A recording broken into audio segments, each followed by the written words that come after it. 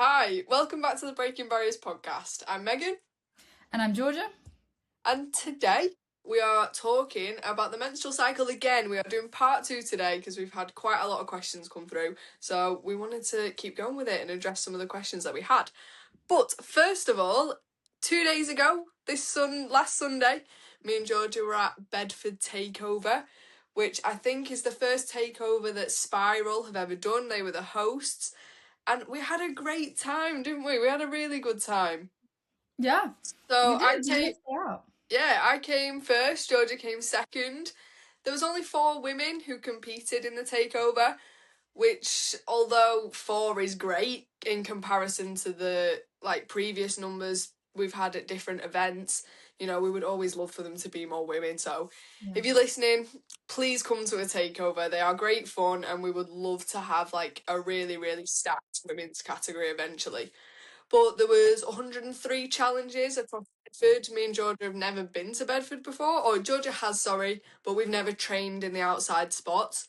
And you know what? Bedford was interesting actually. Some places were really nice and some places were just really strange.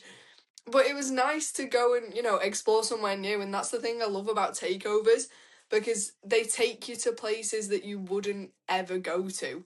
Obviously, other than to go to Spiral, I don't think I would ever go to Bedford ever. So it was just nice to go somewhere new. Um, Yeah, like, why would you go to Bedford? No, I'm exactly. joking. What is in Bedford?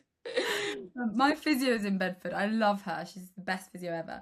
And she works in central London, but she has a home office in Bedford. So I've been for that. I've been for that. And I've been to Spiral, the gym. But you love a takeover, Megan, don't you? Oh, I love a takeover. It's my favourite type of competition. I just love how it's so similar to a training day, let's say. I think it's it's the competition that is the most similar to the essence of parkour, so to say. If you're the kind of person that doesn't necessarily agree with standardized competitions and going to a gym and doing skill, speed, and style, I reckon a takeover is the most similar to either a training day or what parkour is really what it is at its core, so to say. Yeah. And it just challenges you. It makes you think of things that you wouldn't ever usually do. And it Yeah. also gives you ideas when you go to these new places, and it gives you the opportunity to explore the spots without thinking so much. You're obviously Mhm. just being told what to do when you do it. And Mhm. it's just a really fun time. I enjoy them. And this was the first time I've won it. Oh no, it's not. I lie. I won the yard takeover Yeah. earlier this year.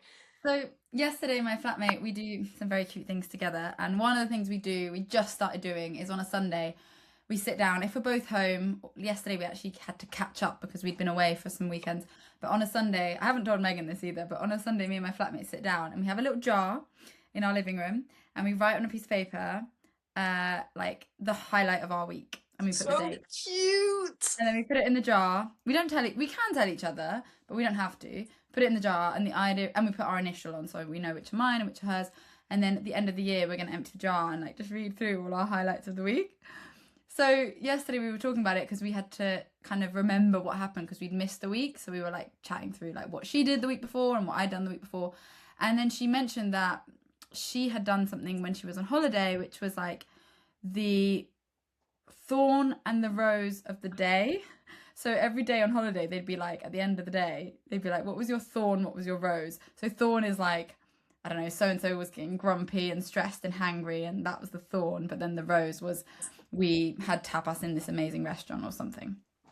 So then I was so no, what I was going to say to you was, okay, what's our eat for each of us? What's our thorn and our rose? So something that was difficult or yeah, something that was hard or negative about the takeover, and something that was positive and our highlight.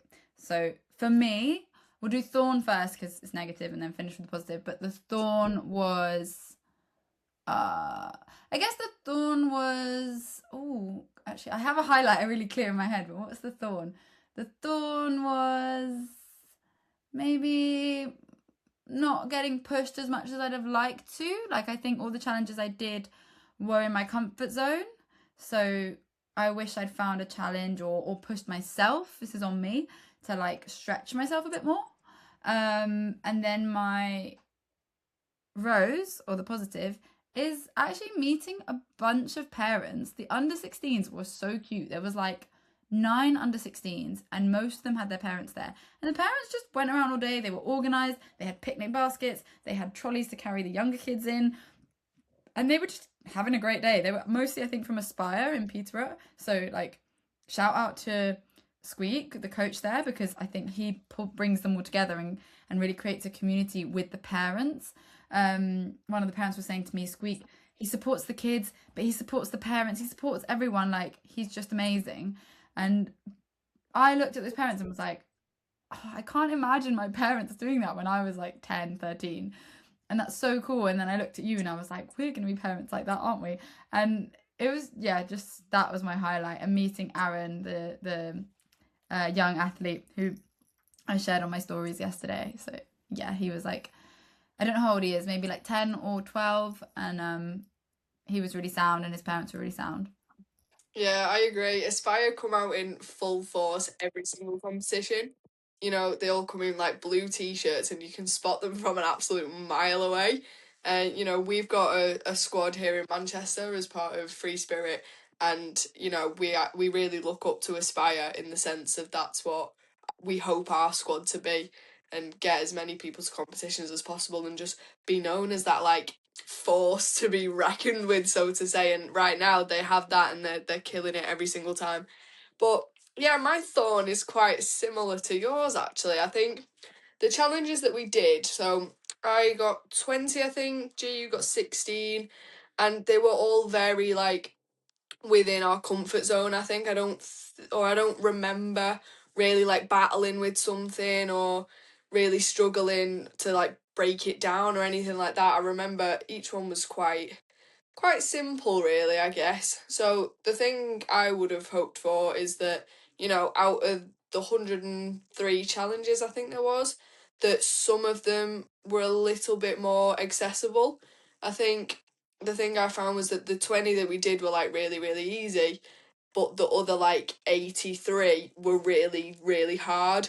So I would have liked a nice like middle ground, I think. So maybe the like category of the challenges, maybe some more like intermediate challenges instead of like two ends of the spectrum, so to say. But in terms of a rose, you know, again, like just the people that you meet. Obviously, I love every single time that we get together and we have a great time training together. You know, we went to a nice, cute little cafe and we spent like an hour there and just chatting, and it's always so lovely. And also spending more time with Tom and Victoria. We travelled down together and travelled back together, and just, you know, like spending time in the car with them and having like really meaningful chats. And, you know, these competitions gives you the opportunity to have these meaningful chats. You know, like if I go to Tom's gym and I just go for an open session, we might chat for 10 minutes, and you know, that's really nice. But we had like 5 hours together and it was great. And you know, we had some laughs, and yeah, it was just really nice. Yeah, So yeah, yeah, because you had 2.5 hours on the way there in the car and 2.5 hours on the way back. yeah, yeah. Mental. So, quick shout out. We do need to move on, but quick shout out to Kai, who we met, who is one of the Bedford students and assistant coaches at Spiral.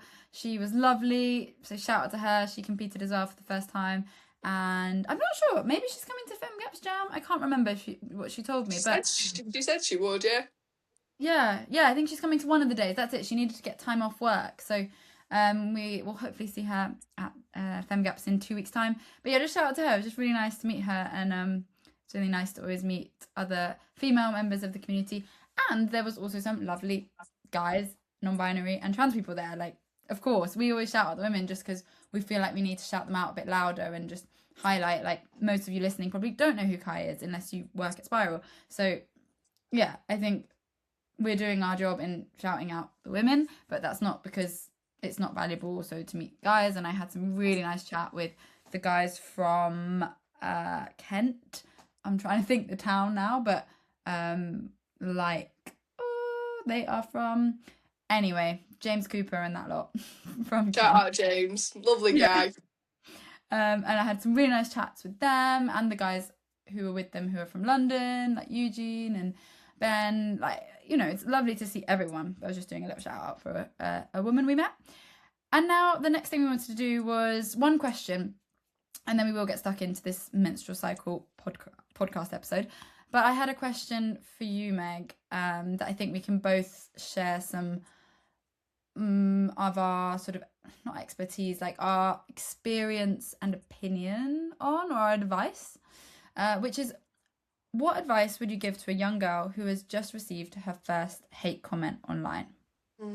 So, thankfully, I've only ever had one, I think. So touch wood, I've only ever had one. I hope I don't get any more. But I've always been quite reserved with what I post on social media, so I guess I've sort of sheltered myself and tried to protect myself from being, vulnerable as much as possible. But the one that I had was when I think I was about 13 actually. I was really young, so it's right for this question. And the thing that helped me the most was actually just talking about it. I think being so open that it had happened and, talking to people that I trust, like my friends, and, like if I was to get a hate comment now, I would tell you, G, straight away and we'd have a conversation about it.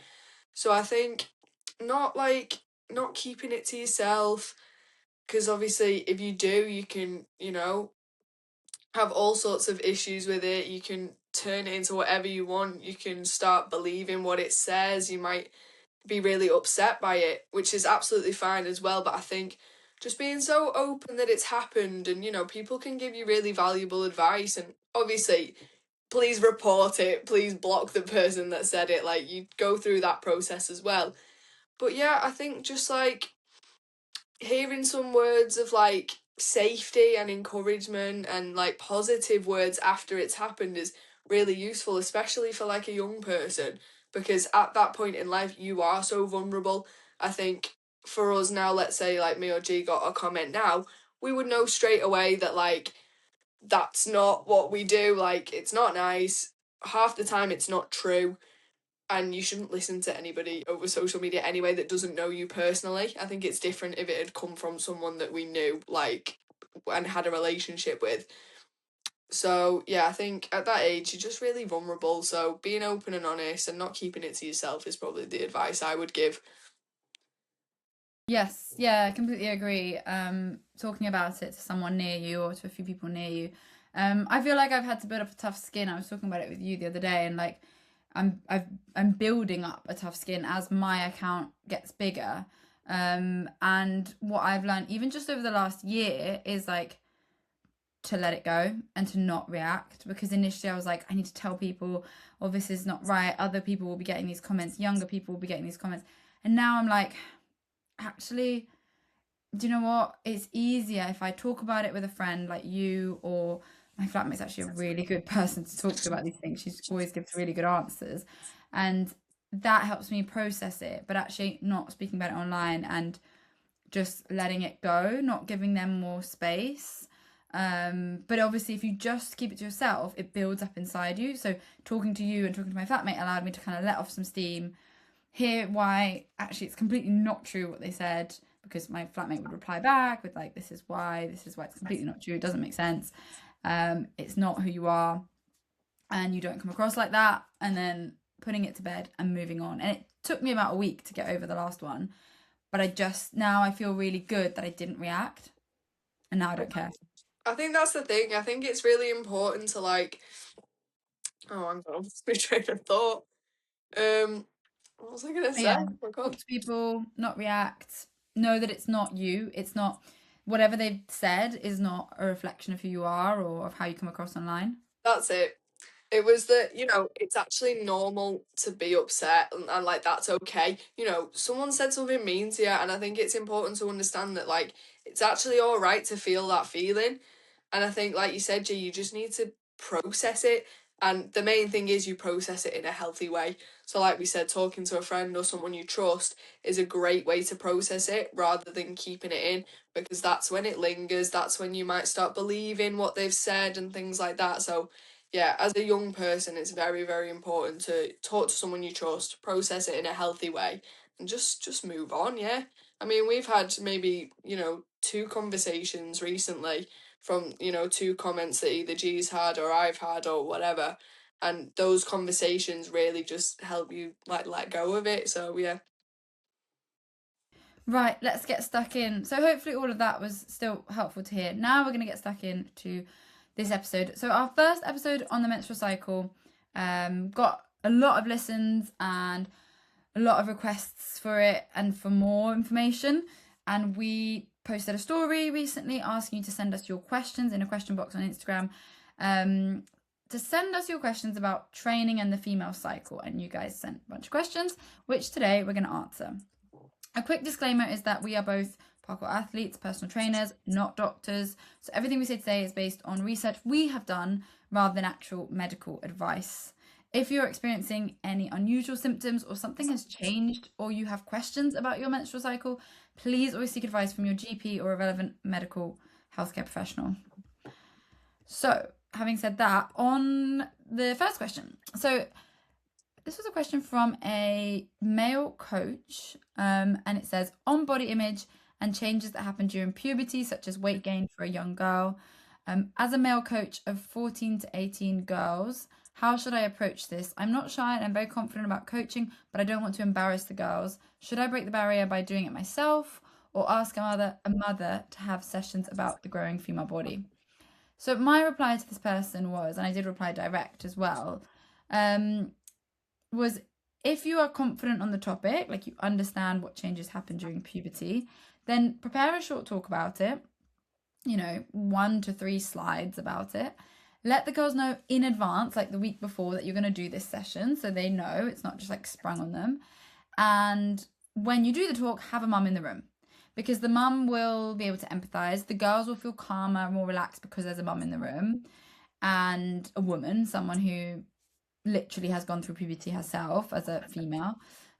So whereas you don't have to put on the mum that she does the talk necessarily, and actually it's quite inspiring that you're doing the talk as a male coach, but just have a mum in the room to kind of help the girls feel more relaxed about it, and maybe the girls will feel more comfortable asking questions to her. So encourage that. Like you can ask questions to me or you can ask questions to this mum. She's also here to answer your questions. I think that will put them more at ease. But ultimately, like, hats off to you for wanting to do it. I think that's great.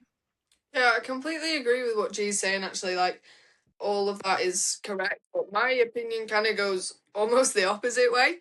In a sense of, I don't really think you have to anticipate having a talk like that. I mean, or like necessarily plan for it to happen. I think, especially for me as like a young girl who was always training with boys and I've only ever had male coaches, I think it was actually the best thing for me that I was just able to approach it when I was comfortable. Um, like with Tom and Denny, like thankfully they were brilliant with me, and when I came to them with a concern or if I was feeling a certain way during the session, the main thing for you to do as a male coach is just be really understanding, and if they want accommodation, then accommodate for what they're asking for. Or some women don't want any type of special treatment at all, so I think understanding the girls that you're dealing with is a major thing. So getting to know them as people and what they experience and what they actually might like in return, and just being as understanding as you can. So yes, please have a talk if you want to have a talk, and you think it will benefit them. That goes back to understanding the girls that you're coaching. So if you think they're going to benefit, please have the talk, do exactly what G said. But if you maybe think sorry, that they're not going to be comfortable, or you don't want to make it weird and it might feel a bit strange, then just let them come to you, and just be a nice guy, and that's all you can ask for, really. So yeah, that's my opinion on it, but I think either option is the best way to be. I don't think there's any wrong answer there. Yeah, amazing. I actually love that you had a different opinion because I think that's better. Like than for us to have the exact same opinion. So yeah, that's really cool. We are gonna go. Second question is: are you weaker on your period? So I just wanted to bring up something we spoke about last time. So because when you're here we go. Yeah, when you're on your period, estrogen and progesterone levels are at their lowest. This is when you could experience cramps, fatigue, sickness, headaches, low mood, low energy, brain fog. So obviously, if you are experiencing PMS, like premenstrual symptom, or rather these symptoms that I just listed, whilst on your period, you are going to feel weaker. And sometimes, often, I find on your period, you can have really bad sleep. So are you weak on your period? Maybe. It actually depends from woman to woman and from period to period. It varies a lot, but in principle, it would seem like on paper, yeah, you would be weaker on your period. But I decided to then go a bit deeper and look at some studies. So I have a few I'm going to go through now. And there isn't, like, every study, as you know, if you've ever done academic literature or read academic literature, every study is its own unique study, and it looks at X amount of people, and it might not be completely comprehensive, but it tries to get to an accurate outcome or conclusion. So that's why I've included like a few different studies to then see what the pattern is. But this first research I found was a startling statistic for people playing sports is that women are 3 to 6 times more likely than men to have injuries to the anterior cruciate ligament, ACL. A recent meta review of studies, so actually they do take a number of studies and look at them and look at what patterns come from them. A recent meta review of studies looked at how hormonal changes may impact tendon laxity and risk of tendon injuries, so like ACL injuries. It found the risk was highest in the days leading up to ovulation when estrogen is high. The luteal phase was associated with the lowest risk. More research is needed, but it's worth doing longer warm-up exercises and not overstretching during your potential fertile days. I'm going to reword that so you understand what that says. What it's saying is women tend to have a higher risk of ACL injuries and basically tendon injuries or joint injuries, and the highest risk seems to be at the middle of your cycle, so not on your period. And actually, on the lead up to your period is when the risk is lowest. So that is interesting. So what's important is you're not necessarily weakest on your period. You could also be weakest at ovulation, so when you're most fertile. So that's something to keep in mind. They recommend doing longer warm-up exercises and not stretching excessively around day 12 to 14. A 2019 study found that during the different phases of the menstrual cycle, so the follicular, the luteal, and the menstrual phase, so the whole cycle, the results of this investigation suggest that women had similar strength and power in all phases. So they didn't find a significant difference between the different phases. A 2020 study found that strength-related measures appeared to be minimally altered, less than a 0.35, but basically by the fluctuations of the menstrual cycle. So same thing again. And then a 2023 study said, we highlight the importance of a comprehensive menstrual cycle verification methods, as we noted a pattern of poor or inconsistent methodological practices in the literature. So this basically says we need to do more research. Some of the methods used in studies around the menstrual cycle aren't very strong. Yeah. Yeah. Go for Before it.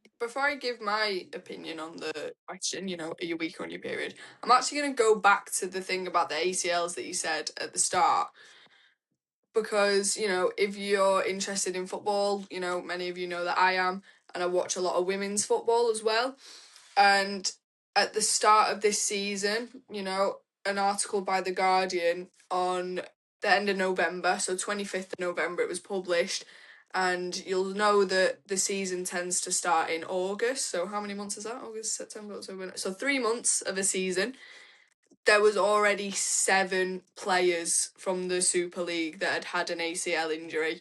And I remember at the time, pretty much every week after like a weekend of the Super League, I was opening my Instagram and it was like, oh, such a body's done an ACL, or then another Chelsea player has done it, Man United player. So I just find that really interesting, and I know recently this has been a topic that's been major as part of football, and I know they are trying to do studies. So yeah, I just think it's really interesting, and I hope that, when them results come out, best believe I'm going to be reading all that information, because like I said, it is very interesting. So, in response to the question on my end, are you weak on your period? I actually think that it can just be down to how you feel on the day. You know, like there's a lot of changes, like emotionally, that women go through on their period. So I think, you know, if you're feeling quite low on a certain day and you go to the gym, you're probably not going to be feeling as strong as you would on maybe like a regular day when you're feeling quite happy and quite, you know, strong. So I think it may be more of of like a perceived strength rather than an actual physiological strength. So, you know, yeah, it just depends on the person, depends on the day, and I know that's probably not an answer that people are after because we can't give a definite on that. So yeah, you know, when you are trading, just make sure you listen to your body and you sort of like give yourself rest when you need rest, or just take it easy. Like if you go to the gym and you can usually do 10 pull-ups, then you know, you might end up doing 3 on the day, and just like don't beat yourself up about it. It's completely normal to not feel as strong, and it's completely normal to feel a bit weaker. But, you know, like cut yourself a bit of slack. The worst thing that you can do is beat yourself up on it. So, we're going to move on to question 3, which is, should I train on my period? And the short answer is, you know, yes. If you feel good, yes. It sort of goes back similarly to what we've just said here about do you feel weaker on your period? And the answer is there is no set answer. So if you feel good to train on your period, then please do. There's so many benefits to it. But again, like I said, if you feel weaker or you don't feel as good or you're having cramps and certain other symptoms, you know, people might get migraines and things like that, then please have a rest. Like, don't force yourself to train on your period when you might be feeling low energy. So that's the thing. Just see how you feel, listen to your body. That's my opinion on that. Yeah, yeah. Sorry, I had to pop away. There was someone at the door that needed to collect a parcel. Um, exactly. I think we kind of answered this one in the previous question. I think we've said enough, and you've said a good answer there. I think the next bit is again linked again. Does it make a difference for everyone? So, no. If you're on the contraceptive pill or other hormonal treatment, you will likely not notice any difference at all to the different phases of the menstrual cycle. And also, even if you're not on a hormonal treatment, some women don't notice a difference. Some do, some don't. Some experience it way more than others. And also, different phases of your life, you might experience it more than others. Something really interesting I learned over the last few years is that if you have a really stressful month, say with work, and you're overworking, the next period in a month's time is likely going to be stronger. Again, it's not a guarantee, but it can be. And I definitely experienced it when I had really stressful periods at work. Then the following month, maybe I'd be much calmer, but my actual period would be worse, as in like the symptoms, the cramps, the pain. And that's to do with a hormonal fluctuation. So your stress levels were higher the month That's before. really interesting, actually, because like personally, I've never experienced that in terms of like how stress affects my period. But I remember, you know, telling everybody the first time we did the menstrual cycle podcast that my period is pretty much clockwork in the sense that one will be really nice and I might have like less pain, less migraines, things like that, and then the one after that is absolute hell. Like I cannot get up. I'm in so much agony. Mood swings are crazy work. And it just flips every single month. It's like one good, one bad, one good, one bad. So again, like I just think it's so interesting the way Yeah. everybody's different. And one bit of awareness, am I on mute? No. One bit of awareness for everyone is having symptoms around your period is normal, like cramps and pain, but they shouldn't be to the point where you can't get out of bed, and they shouldn't be to the point where you can't function and continue daily life, like go to work, go and teach your classes, etc. If that's happening every month for one day or multiple days, that is now more like a premenstrual PMDD, like premenstrual disorder. Not to scare anyone, but it's just like you should and can and have every right to go to your doctor. It's a legitimate thing to go to a doctor for because you're experiencing very high levels of premenstrual symptoms. It shouldn't be to the point where it's stopping you from living daily life. And there are things you can do to look into whether you have anything else going on, or it can be managed through diet and exercise and also other things that your doctor can talk to you about. So do that. If your periods, even if they've always been like this, they've always been debilitating, go to your GP and talk about it, because there are things you can do. Yeah, it can also be really like reassuring to do that. Um, I used to have painful periods all the time, and I went to the doctor and found out that I had a cyst, and that was very reassuring to me because they were just like, for the age that you are and how active you are and the lifestyle you have, it's actually very common to have a cyst, and it should just go away by itself. So for me, that was really reassuring to hear. And when I checked it up a few months later, it had gone away by itself, and my periods were so much better. So even for just peace of mind, go and speak to your doctor. Like, doctors can be scary. I get it. Same way dentists can. But the gratification, hopefully, that it will give you after that, the peace of mind that you'll get, it's definitely worth giving it a go, yeah. Yeah. Next question. Should I change my nutrition around my period? So, in principle, no. I wouldn't change it to match where you are in your cycle, unless it brings you joy or comfort, or you have rituals you want to do. Like, that's up to you, but there's no reason to do that. If there are as I wrote here in my notes, if there are certain foods that seem to help you or that you enjoy on your cycle, then that's great. But there isn't sufficient evidence that one specific food will help at one specific time in your cycle. What will help is a healthy diet with a great balance of starchy carbs, fruit and veg, fats, and protein. Hydration is also really important during this period. And why? Because all of those things I just listed are what support better recovery. So if you're recovering better and therefore sleeping better, then you're going to feel better, and that's going to help you have less symptoms around your cycle. Something like omega-3 fatty acids, so like salmon, flax seeds, walnuts, etc., can to some degree, but we're talking really minimal. Like here, we're really talking about the iceberg on top, or like the cherry on top of the cake, because it's like this is a really small impact, but it can help to reduce inflammation and cramping. Things like monounsaturated fats like avocado, olive oil, nuts can support hormone production, stabilize blood sugar.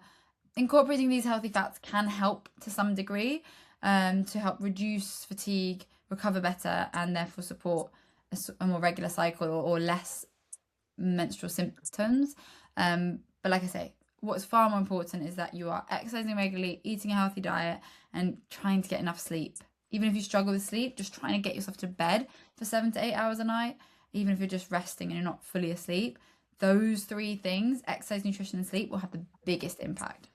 Yeah, I mean, in terms of like supplements and things like that, we have had a question on that, so we're going to discuss it in a little minute. But in terms of like changing your nutrition in your luteal phase, so the kind of like the week before your period, it is normal for you to feel like very, very hungry. And like, I know I talk to a lot of women who just feel like they have this like bottomless pit in their stomach, and like literally nothing is going to fill them up. So, in terms of that, I'm going to sort of go towards the calorie side of things. You don't necessarily need more calories during this time, although it may feel like it. Generally, like, you don't need to eat any extra than you usually do, although it may be like a horrible feeling. You don't actually need any extra food than usual. For some women, it may be, between 100 to 300 extra, but if you are worried about that, it's definitely something you should go and speak to your doctor about, or speak to a nutritionist about. But yeah, you don't tend to need any extra food, but I know it feels like that because I've been through that plenty of times, and I wish I could eat more food. So, anyway. The next question was, is seed cycling a thing? So for those of you who don't know what seed cycling is, there's a lot of chat online about eating specific seeds, like pumpkin seeds, sunflower seeds, etc., around different parts of your cycle, different times of the month, and that can help you have a more regular cycle. Now, I'm not going to say that seeds are going to harm you, because that's not true. Like, have the seeds. I don't care if you do this or if you follow this protocol, but there's not sufficient evidence to say that it makes any difference. And in my experience living in London, seeds are really expensive. So I believe that it's not worth it because there isn't sufficient evidence for it. and that it makes any difference to the regularity of your cycle or the impact of your symptoms. And I think you could easily end up spending like £50 a month on seeds. And I'm like, why? So I would save that money and put it into something else. I think that's all I wanted to say on that. And then I just said, yeah, in my notes I wrote sleep, rest, reducing stress, and eating a healthy diet have a far larger impact and are research backed evidence. I Have actually have never heard of that in my life. And when I read the question on the notes, I just thought, what is seed cycling? So now, and you know, I've learned something now. Great.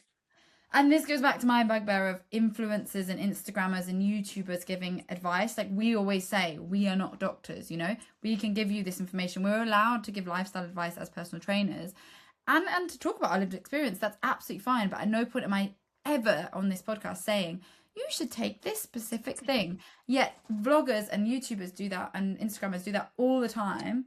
Or influencers do that all the time. And like someone sent me a video of seedless cycling on YouTube, and I just thought, what? Like, I'm going to click on the creator. So I clicked on the creator, and it was just a vlogger. There was no, because you could have a nutritionist who's also a vlogger, a nutritionist who is an influencer, who has a PhD in nutrition. Fine. Then actually, I'm not saying on Instagram you shouldn't take any advice. I mean, from someone who's got a PhD in nutrition and is giving sensible advice, fine. But if you're taking advice from a person who's built their career through social media as an influencer and as a vlogger, this is not what they're supposed to be doing. Like, I'm all for them existing. I watch some certain vlogs, but I don't take health advice from them. Because oftentimes they've probably paid a few bob to promote that product, and the other thing is they may have never used it. I would only ever promote a product if I really stood by that product and, you know, there was kind of like proof in the pudding, so to say. But, you know, plenty of like, I guess, you know, green blends and things like that, like the influencers that are promoting it to you and giving you all these so-called facts and figures, they may never have used it. So, you know, always check where the sources come from. The same if you're doing like academic reading or reading articles or things like that, you know, check the author, check the date it was published, what kind of website it comes from, because you never know whether this information is just a load of crap. So there we go. Yes. And I heard a crazy thing a few months ago that someone was paid £40,000 for one reel, and it was to sponsor or support, you know, promote, that's the word. I think I have my suspicions, but I can't be sure. But this is to to bring it to life, something like Simprove or Athletic Greens. I don't know that it was them, but it will be something like that. And those are the ones that at the time everyone on my feed was talking about how they've been taking Simproves for 4 years. And I'm like, that's fine for you, but general population doesn't need to take a I can't think of what it's called right now, like a prebiotic or a probiotic. You don't need to take them unless you have gut issues. So a healthy diet and a diet rich in fiber is enough, unless you've been taking antibiotics and you've killed all the antibodies in your, or whatever they're called, in your gut. But yeah, someone was paid 40,000, and it's very common to be paid 10. I know someone who's been paid 10,000 for That's 1 year. crazy. So serious money that Mm. people are gonna do it. So And again, like these things are also person to person. Like, you know, I fell for one of these greens advert and I bought these greens and they did absolutely nothing. So, but again, like Georgia might take the same greens and she might feel absolutely amazing.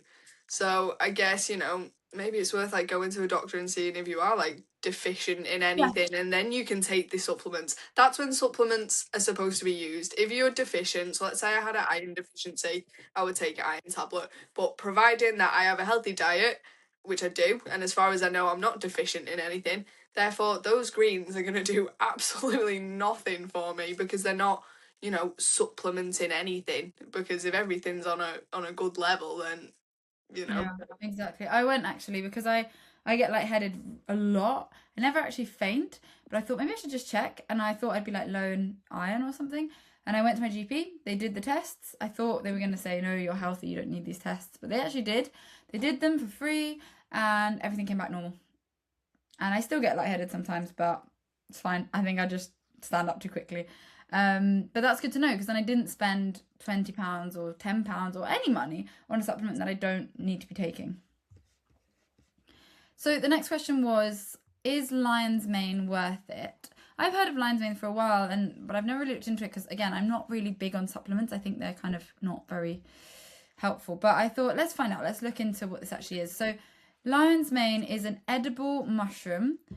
You recognize by its white, shaggy, pom pom like appearance growing on hardwood trees. It's used in traditional Asian medicine. It's popular as a supplement for supporting cognitive function, memory, and focus. And it's also known to have neuroprotective and gut healthy properties. Kind of reminds me of creatine, the like cognitive function, memory, and focus, which we both take. The other part I'm not too sure about. But the claims are that it helps reduce inflammation and oxidative stress, helps improve mood, boosts the immune system. Anything that says boosts the immune system, I'm like, boosts what? Like, I don't know. I just find it a bit vague. The But immune system is very, very large. yeah, so I'm like, don't know. But anyway, and then a study published. So this article was just a blog I was reading. Actually, it wasn't even a research paper, but said that yeah, it can improve your cognitive health, improve your immune system. But yeah, oh yeah, this I actually saved this because I thought it was a red flag on this article on this blog page for it was a blog on a company on the website of a company that sells lion's mane, right? And it just said that our formula includes 4 times the minimum requirement, so you're getting a more resilient nervous system that can better handle life's challenges. That's so wishy-washy. And why is it 4 times the minimum requirement?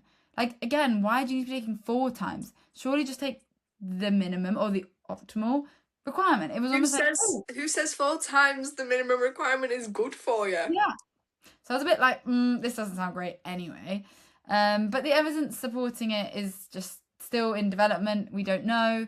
Again, if you've been taking it and it makes you feel good, look, placebo is the thing. Like, if it makes you feel good, fine. I don't think there's any harm to lion's mane. No, I think there's no harm in taking it. I looked it up, and a bottle, I think it was like a 30-month supply, if I'm not mistaken, was like £30. So imagine you're spending £30 a month. And maybe you're also taking creatine, and you're also taking a protein powder, and you're also taking whatever other else stuff we've talked about. Like, it's easy to stack up to be paying like £100 a month in supplements that I'm not sure you need to be taking. Oh, it's so true. And I think things come in like trends as well. Like going back to what we said about the influencers, a while ago, maybe like a year or so ago, there was a trend around sea moss. Again, me being so silly, I fell for this sea moss thing, and I actually bought it and I took it, and again, I felt nothing. But like we said, it depends on the person. So again, like everything we've answered today, it is really hard to tell. And like George has just said, placebo is a thing. So for one person, it might feel great. For the next person, they might feel nothing. So I guess if you really want to do trial and error, no, there's no harm in it. So if you want to try it, feel free. See if it improves your mood, see if it boosts the whole immune system. But yeah, if you want to try and you're interested, there's no harm in it. Anyway, right, next question. Should I be taking hormonal supplements like estrogen? So this question was asked by a fairly young person, so we don't think they meant anything about menopause. But from the research that I conducted, hormonal supplements are products which are designed to either like replace or balance the body's natural hormones. So this could include like HRT, which is hormone replacement therapy, or by replacing like falling estrogen levels or progesterone levels, like Georgia said, during your period they can fall. Or simply it could include like natural supplements or nutritional supplements to support the endocrine system, maybe like vitamin D or magnesium or zinc and things like that. And Georgia mentioned like omega-3 and things like that as well. So the main reasons why people may take these supplements is typically for, menopause or perimenopause relief. So people may experience like hot flushes, night sweats, mood swings, and these hormonal supplements can relieve these symptoms and improve the quality of life for people that are going through this. They may also do it to prevent osteoporosis, so falling estrogen levels after menopause can lead to bone weakness, so therefore something like HRT, that's going to reduce this. They may also use it for treating early menopause, so this is typically before the age of 40. Menopause is usually between 45 and 55 typically for the average woman, but some people experience it a lot earlier. So this can protect bone health and heart health until they reach the regular menopause age. And then people may also take them lastly for managing specific conditions. So again, I'm going to go back to, if you're worried or you're concerned, always go and speak to your doctor. So this could be like, how do I pronounce that? Polycystic ovary syndrome, I think it is. That was a mouthful.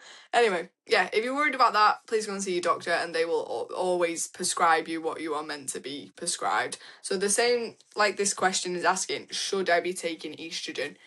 Me and Georgia do not have that answer, unfortunately. We cannot advise anybody to take estrogen. We can only, give what we've researched. And with something like estrogen, it is always best to go and see your doctor. So don't take it unprescribed or off your own back or diagnose yourself with something. Always go and speak to a medical professional about it. But Yes.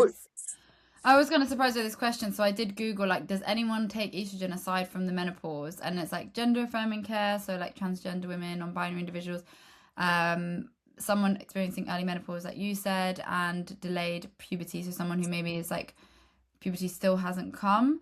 But yeah, these are very specific instances that you shouldn't be worrying about unless you're in that situation. I wanted to just add one thing because we've talked about having had this question and having spoken a little bit about the menopause. We are quite keen now to have maybe an episode on the menopause because, like Megan said to me the other day, we're all going to go through it as at some point as women. But any guys listening to this podcast, your mothers, partners, potential partners, and daughters, cousins are going to go through it. So for you, it's also interesting to know what it is. The one thing I'll say that I found really helpful to know about the menopause is, so do you know what the menopause is? So the menopause is one day, and it's the day of your last period. After that, you don't have a period ever again. That is the menopause. It's one day. And then you can be perimenopause or postmenopause. So peri is before and post. Post is, that's it. You've not had any period since, so you are postmenopause. And you can still say you're a menopausal woman, or you can talk about people as menopausal, but yeah, that's how it's decided. And then perimenopause just means that you are experiencing the symptoms or symptoms that are linked to the menopause, but you haven't yet had your final period. yeah, and I'm really keen to actually get someone on the podcast to talk about that because as a woman, I should know this information and I should, know how to navigate that period of my life. And unfortunately, whether it's the fault of the school system or, my own research or things like that, I just don't know about it and people don't talk about it. And I think maybe like periods was previously, it might be like shunned upon a little bit. So I think we need to shed light on it. I really want to learn about it anyway, and I think most people my age are probably in a similar position, having never heard about it, or well, obviously I've heard about it, but never researched about it or known how to navigate through it. So I think it's a really important topic to talk about. I need to correct myself. I just checked and I said something wrong. The menopause is not the day of your last period. My bad. It is when a person has gone 12 months without a period. So it's the final one time point, the last menstrual period. So your last period followed by 12 months without bleeding. Wait, how can I want to explain it really simply. It was simple, and then I googled it to check if I was right. Right, but it is. What is the short answer? So it's the day of the 12 months. Yeah. So like when you hit 12 months, it's like the Yeah. anniversary of your last period. Yeah, exactly. It's officially diagnosed after 12 consecutive months without a period. Yeah. That's So what I wanted to get it right. last thing on that question about hormonal supplements.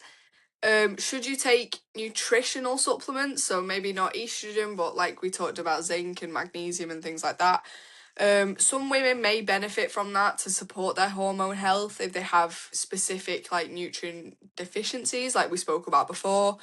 This could be related to like fertility and things like that, but they're not required for everyone. So the key thing is supplements should never replace a healthy diet, and they do need medical evaluation for significant like hormonal imbalances or deficiencies and things like that. So as we've discussed before, that's the definite answer to that one. So, oh yeah, last key point that's highlighted in red on the notes. It says, it is important to note that estrogen treatment requires a prescription. So, like I said before, don't diagnose yourself with anything and buy it from someone down the road. Go to a doctor. Anyway, right, our last question is, what is autoregulation and why does it matter? So, autoregulation is the ability to adjust your training intensity based on daily physical and mental capacity, and it is an effective strategy for managing performance fluctuations across the menstrual cycle. So, Georgia, do you want to develop that a bit further? Yeah, this was something I'm really passionate about that I have utilized for the past year, like consciously for the past year, but probably without realizing it for longer. And it basically means that rather than sticking to a preset plan, or rather than sort of writing a plan and planning for your deload week to be, just before your period, because that's when you're going to feel lowest, instead it's better to have a plan that is flexible and that can adapt to how you're feeling on the day. So you might go for a PB. You should do that, absolutely. But you won't necessarily be able to predict what day you're going to feel like doing that. So having that, I think when we've done stuff together, Megan, it's always like you were pushing up the weights, but there wasn't like a day where I was like, and now you need to push them really hard, regardless of how you feel. Or a day where I was like, go softer today because you're on day 26 of your cycle. Like that doesn't really work because a woman's cycle isn't always 28 days. So it's really hard to predict. And like some months she might have low stress and just be able to push and push hard and hit multiple PBs in a month, and other months she might need to adapt. And actually the adapting isn't just about being kinder to the woman or being kinder to yourself. It's actually about reducing risk of injury. So we're not just saying this to be like, look after yourself and listen to your body. It's actually about genuinely reducing risk of injury. So rather than strictly adhering to a preset plan, this approach helps women adapt training to changing energy levels caused by hormone variations. There was a study I looked at, of 2025 study. The findings highlight the need for a holistic approach, so holistic being like a global approach, looking at the whole body and the whole system. The findings highlight the need for a holistic approach to managing the mental and physical challenges that might arise during each phase of the menstrual cycle. The results also stress that performance fluctuations across the menstrual cycle are unique to that woman, further emphasizing the inability to recommend general phase-based exercise protocols. So that it's not really, you're not able to plan exercise or make an exercise plan that is sort of tailored to each phase of the cycle. It's better to instead allow women to auto-regulate and be flexible with her training. Brilliant. That is it for our questions today, guys. So if you have any more, please send us a message on Instagram. It's at Breaking Barriers Podcast _, or you can equally DM either me or Georgia on our personal accounts. But we are going to do week 3 of our new section, which is picking an underrated athlete who me and Georgia have noticed either for a long time or maybe we've noticed them during this week. So this week I have picked Dakota _Lackey. I'm not quite too sure how to pronounce the last bit, but it's DAKOTA _LAKEE. So I've noticed her for a while actually. She's a young athlete, young girl who trains at Fluidity. I'm pretty sure that is in Cardiff, a gym in Cardiff. She's just grinding away. Her lines are starting to look really, really clean and really good. She's getting a lot of flips down. She's been to Project Underground a few times, I'm pretty sure, and still competes in the under 16 category. But every time she kills it, every time she posts on Instagram, I look at it and I'm like, yeah, fair play. She's getting very, very good for her age, and I imagine she's going to continue to progress at a fantastic rate and become an incredible athlete when she's older. Sweet. And mine is, forgive me if I pronounce this wrong, but Danon Driscolley from New Zealand. She trains parkour and is a physio. Her Instagram handle is Danon, DANON _Driscoll, DRISCOLL_. Maybe we should put them in the show notes. I'll put them in the show notes, these two people, so you can always just click on them. And yeah, she does parkour and is a physiotherapist, and she, doesn't have that many followers, so go give her a follow. And actually, every reel or carousel I've watched, I really like. I'm going to watch her a bit more closely, because she sometimes is doing things that maybe, it's hard to tell from a video, maybe aren't huge in scale, but she does them so smoothly. And she's really good at something I've been saying I want to do more of for a long time, which is what I like to call, or some people like to call, like spot interaction. So the way she uses the spot. So there might be a railing and two walls. Most people would do strides, but she'll do like an awkward cartwheel into some sort of scoot through, into some sort of, I don't know, reverse, or she uses the spot in creative ways. So yeah, go check her out. I rate her. I don't know her, but she's cool. Brilliant. Right. You have been listening to the Breaking Barriers podcast. You can follow us on Instagram at Breaking Barriers Podcast _ and follow our coaching accounts at Strength with G and at Meg Powell Fitness. If you've enjoyed this podcast and found it useful, please follow us on Spotify and leave us a 5-star review, and share it with one other girl or woman who you think would be inspired listening to this.